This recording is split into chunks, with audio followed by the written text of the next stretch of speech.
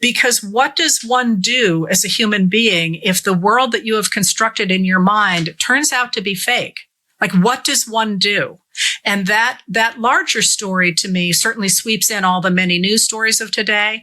But the story of humanity behind that is, what does America do when its 40 years of mythology are proven to be wrong? But even beyond that, as a human being, what does one do when one has created a false sense of who we are and is forced to decide that you're either going to have to push that ideology to the exclusion of reality, which seems to be what the president is currently doing, or forced to say, crap, I was wrong for 40 years, and I need to reorganize my brain and my country in such a way that I can move forward. I don't know which one of those is going to win out, but I think they are profoundly human questions as well as national questions. And at the end of the day, that's what I look for. When you say, this is fascinating, when you say this 40-year image of a strong America, I take it that's some combination, because of the news of the day, which included, we're recording this on a Friday, very bad employment numbers coming out this morning. Is it a combination of sort of America as a strong economy, America as a strong military? And then what are the other elements of that that's the image that you see Trump pushing?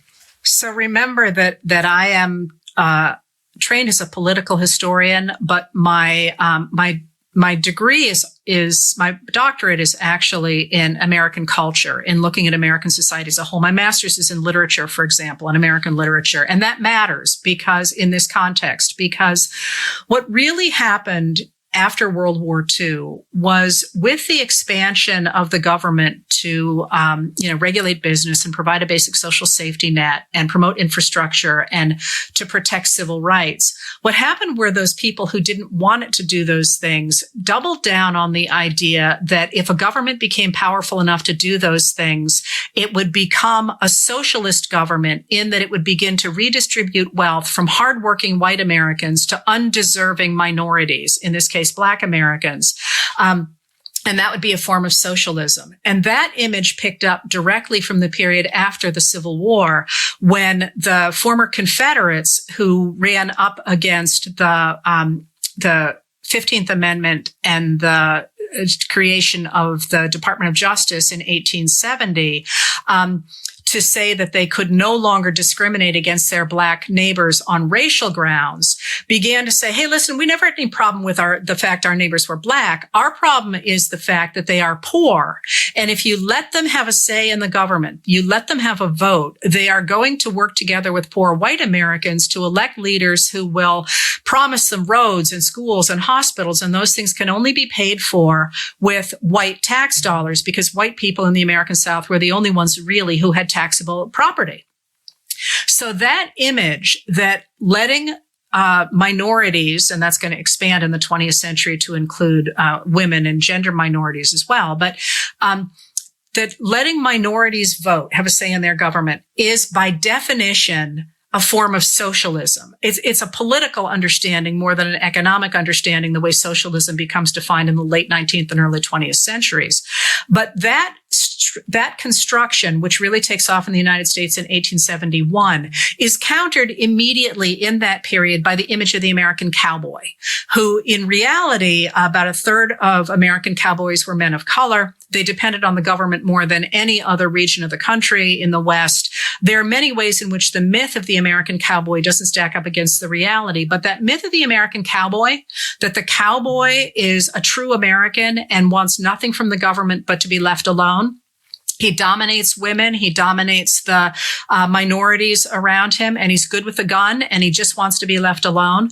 That image of the American cowboy really is central to pushing back against the government that expands after the Civil War in order to promote Black rights, and to some degree brown rights, but mostly Black rights.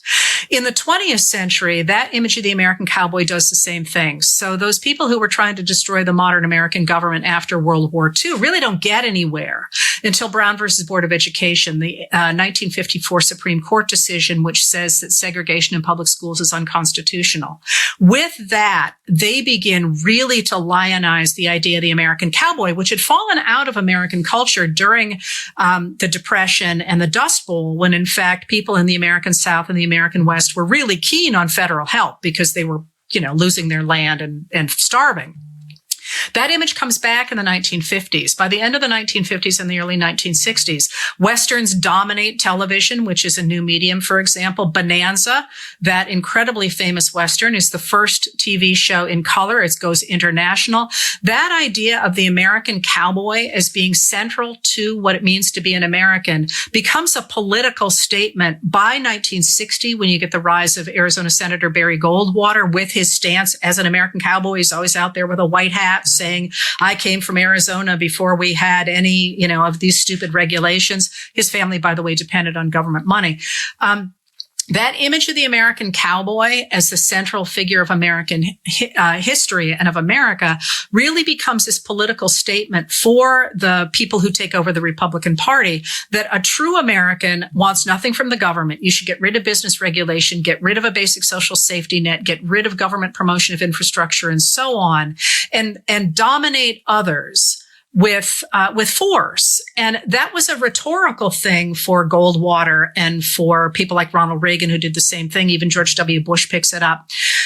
But in this incarnation under MAGA, it has become the driving force. It has gone from being rhetoric to being an image of what America should be that is driving their behavior in any number of ways, right? So you're seeing this attack on this alleged attack on the cigarette boat that theoretically, according to the administration, was smuggling drugs.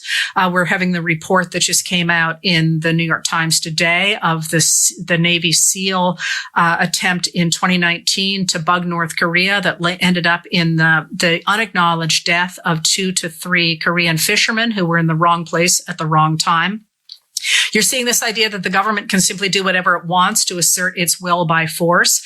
And at the same time, this concept that if you get rid of the government intervention in the economy through regulations, for example, and social safety nets and so on, you will return America to this great past is, I think, where you're seeing the extraordinary attempt of the administration to throw its weight around and simply dictate what the government thinks should be happening with the economy when the actual numbers are devastating.